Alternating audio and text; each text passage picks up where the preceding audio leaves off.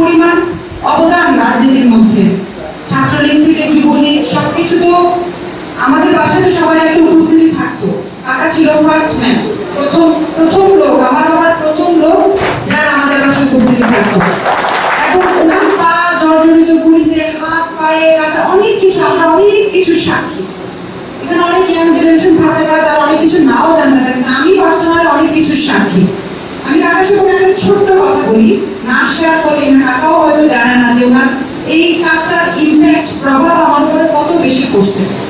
আব্বু যখন এমপি হয়, যে কোনো একটা কাজ কোনো একজন কাকার রেফারেন্সে আমার কাছে গেছে, যে আপনি একটু মানে কাকার রেফারেন্সে, ওই ব্যক্তিটাও খুব ভালো মানুষ, তুমি আমাকে কাকার রেফারেন্স দিচ্ছ। আমার কাছে মনে হয়েছে যে কাকার রেফারেন্স দিলে হয়তো আমি কথাটা শুনবো, হয়তো কি আমি শুনবো, আমি জিনিসটা গ্রহণ করবো, কারণ ওনার রেফারেন্স দেওয়া কোনো জিনিস আমার কাছে কখনোই অগ্রহণযোগ্য না, আলহামদুলিল্লাহ।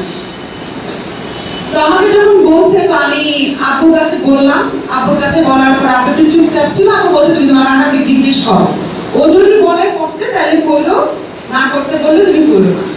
আমি ওনাকে জিজ্ঞেস করলাম, জিজ্ঞেস করার পরে উনি আমাকে একটু চুপ থেকে বলছে যে তোমার বাবা যেটা ভালো মনে করে, তোমার বাবা তোমার খুব বিশ্বাস করে পিএস বানিয়েছে, তোমার বাবার বিশ্বাসের সম্পর্ক কখনো নষ্ট হলো না।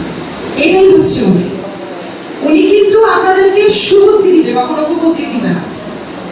মানে এটা কিন্তু একটা মানুষের জন্য অনেক বড় একটা উপকার। মানে আমি একটা মানুষের সাথে কন্টিনিউয়াস চললাম, সে যদি একটা ছদ্মবেশে আমার সাথে থাকে, আমার এরকম 10 জন মানুষের, আমার পার্সোনাল এরকম 10 জন মানুষের দরকার নেই। 2টা মাস উনি আমার সাথে ছিল, উনি কিন্তু বুঝতে পারতো আপু অসুস্থ, আমি কি পরিমাণ মেন্টাল স্ট্রেসে থাকতাম। উনি একদম আমার বাবার মতো। উনি নৌকার জন্য যে নিবেদিত প্রাণ, নৌকার জন্য উনি যে কিভাবে ছিল, এটা আমি দেখছি, আমি এটার কাল সাক্ষী। আমি রাতে ঘুমাইতে পারছি, উনি ঘুমাইতে পারতো না। ওনার একটা টেনশন, সারাক্ষণ একটা প্যারেশানি, যে কোথায় কি হচ্ছে, কিভাবে কি হচ্ছে। এখন ইলেকশন পরবর্তীতে আমি কিন্তু এই রেজাল্টটাকে গ্রহণ করে নিয়েছি, আমি কিন্তু খুব স্বাভাবিক হয়ে গেছি। আমি খুব স্বাভাবিক, আমি ঢাকা চলে গেছি। কিন্তু ওনার মধ্যে এই ব্যাপারটা বহুদিন ছিল। উনি আমাকে প্রায় দিন ফোন করে বলতো, আমি তো মানতেই পারতেছি এটা কিভাবে হইলো, আমি কেন সতর্ক, আমার কি কোথাও ভুল আছে, আমি কিভাবে হইলো এটা। এটাই হচ্ছে অ্যাডভোকেট রেজাল্ট করি। উনি যদি আলহামদুলিল্লাহ নির্বাচিত হন, মানুষ, আমরা কিন্তু আমাদের 6 ঋতুর মতো আমাদের কিন্তু মন মানসিকতার পরিবর্তন হয়। তারপরে কিন্তু আমাদের মধ্যে একটা বেসিক থাকে, একটা ভিত্তি থাকে। উনি যদি ইনশাআল্লাহ নির্বাচিত হন, আপনারা যদি নির্বাচিত করেন, হয়তো মানুষ যখন ক্ষমতার চেয়ারে থাকে তার উপরে অনেক ধরনের প্রেশার থাকে। আমি আমার বাবাকে দেখছি, তো অনেক সিদ্ধান্ত অনেক সময় অনেকে নিতে পারে না, অনেক সামাজিক প্রেশারের কারণে, কিন্তু তাদের বেসিকটা ঠিক থাকে।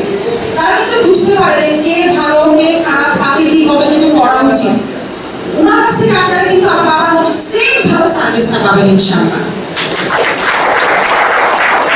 আমি 2টা মাস ওনাকে ওনার সন্তানের মতো একদম ওনার সাথে ছিলাম, আমরা খুব কাছ থেকে দেখছি। তো আমার এখন আপনাদের কাছে রিকোয়েস্ট, আমি কিন্তু কালকে একদম মানে যখন শুনছি এখানে প্রোগ্রাম, আমি 1 সেকেন্ড লেট করে নেন। আজকে সকালে 6টায় গাড়ি নিয়ে থাকা একবার কুমিল্লা চলে আসছে। এখন আমাদের সবাই দায়িত্ব আছে, যে যার অবস্থান থেকে কাজ করতে হবে। আর মাথার মধ্যে এটা থাকলে হবে না ভোট হবে কি হবে না, অনেক কিছুই হবে, আবার অনেক কিছুই হবে না। কিন্তু আমাদেরকে অলস হওয়া যাবে না, আমাদেরকে পিছপা হওয়া যাবে না, আমাদেরকে কাউকে খোলা হাতে ফেলে দেওয়া যাবে না।